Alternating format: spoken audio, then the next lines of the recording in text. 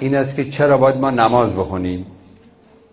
اونا که نماز خوندن به کجا رسیدن؟ پدر مادرها با بچه‌هاشون در این رابطه درگیرن.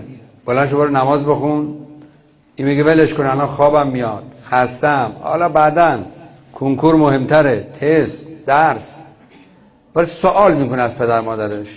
بعضیام شاید جرأتش نکنن این سوالو کنن. من از قول شما این سوال رو کردم، به این سوال میخوام پاسخ بدیم. چرا ما باید نماز بخونیم؟ نماز تشکر از خداست. خدا اگه لب به ما نمیداد،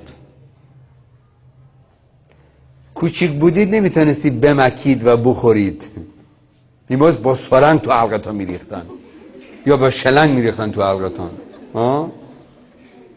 بعد بزرگ شدید با این لبا حرف میزنید، الان لب نداشت، نمیدونی چی میخوای بگی که این لب تنظیم میکنه حرفاره.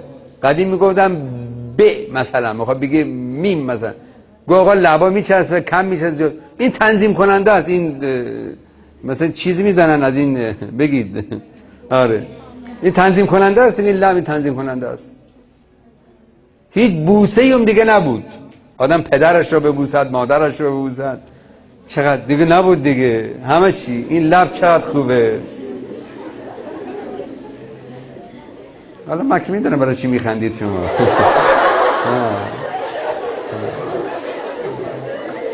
هنوز زوده حالا انشالله.